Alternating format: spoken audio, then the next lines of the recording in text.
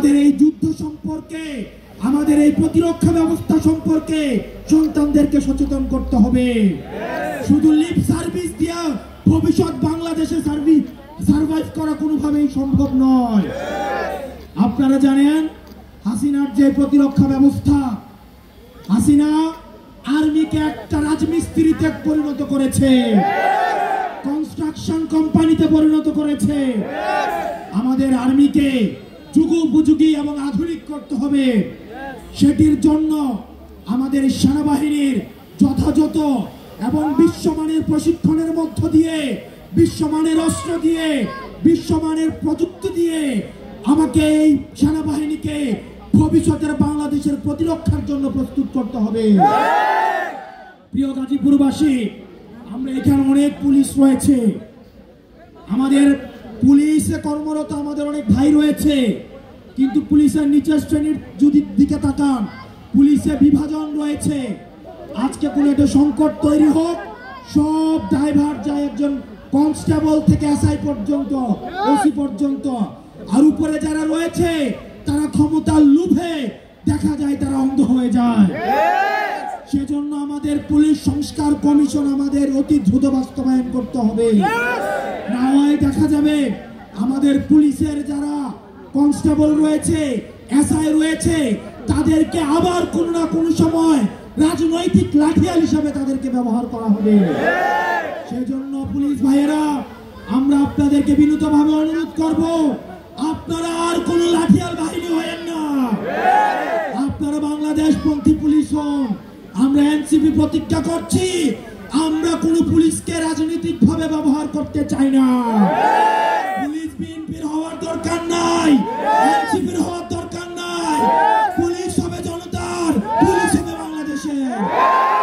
এবং সেটির জন্য পুলিশ ভাইয়েরা যারা রয়েছেন, আমরা জানি আপনাদেরকে ব্যবহার করা হয়। যেই সরকার আসে সেই সরকার আপনাদেরকে ব্যবহার করে। আর কিছু ধান্দাবাজ উপরের দিকের অফিসার রয়েছে, তারা আমাদের পুলিশ ভাইদেরকে তারা লাঠিয়াল হিসেবে ব্যবহার করে।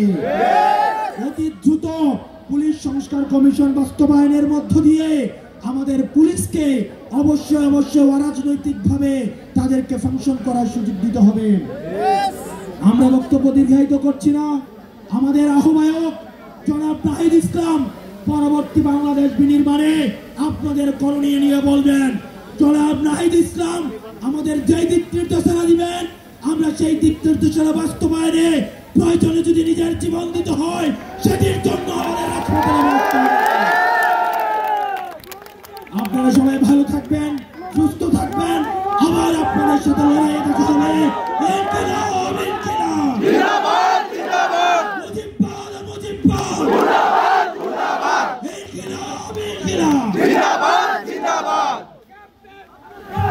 এখানে আমরা যারা আজকে সমবেত হয়েছে, আমি আপনাদের কিছু সংকটের কথা বলবো, আমি কিছু ভবিষ্যতের সংকটের কথা বলবো, শঙ্কার কথা বলবো।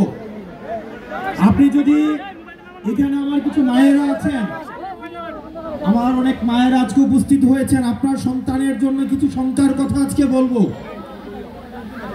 বিগত আওয়ামী লীগ সরকার আপনার সন্তানের জন্য কেমন ঝুঁকিপূর্ণ বাংলাদেশ রেখে গিয়েছে, আমি সেটার কথা আপনাকে বলতে এসেছি। আমি আপনাকে কোনো মিথ্যা আশ্বাস দিব না। আপনি এমন একটা বাংলাদেশে বাস করেন, যেই বাংলাদেশের প্রতিরক্ষা ব্যবস্থার দিকে যদি আপনি তাকান, আপনাকে আশাহত ছাড়া আর কোনো কারণ নাই। আপনি ক্লাসে বসে আপনি স্কুলে যাবেন পড়াশোনা শিখতে, কিন্তু হাসিনার অব্যবস্থাপনার বিমান এসে আপনার সন্তানকে মেরে দিয়ে যাবে। আপনি যদি বাংলাদেশের মানচিত্রের দিকে তাকান, বাংলাদেশের মানচিত্র তিন দিক থেকে ঘিরে রয়েছে ভারত। রক্তচক্ষু দিয়ে ভারত বাংলাদেশের দিকে তাকিয়ে রয়েছে। এক পাশে রয়েছে যুদ্ধাবস্থায় বিদ্যমান মায়ানমার, আরেক পাশে রয়েছে জলরাশি। জুলাই অভ্যুত্থানের সংগ্রামী ছাত্র জনতা, এনসিপি, যুব সংসদ, ছাত্র সংসদ, বৈষম্য বিরোধী ছাত্র আন্দোলনের সংগ্রামী ছাত্র জনতা, আমাদের 24-এর এই গাজীপুরের শহীদ পরিবার এবং আহত যোদ্ধাদেরকে স্মরণ করে আজকে আমাদের পথসভা আমরা শুরু করছি। আজকের এই পথসভায় প্রথমেই আপনাদের সামনে বক্তব্য রাখবেন আপনাদের এই গাজীপুর জেলার জুলাইয়ের সহযোদ্ধা, আমাদের জাতীয় নাগরিক পার্টি এনসিপির কেন্দ্রীয় আহ্বায়ক কমিটির সংগঠক আব্দুল্লাহ আল মুহিম। বক্তব্য রাখবেন আব্দুল্লাহ আল মুহিম।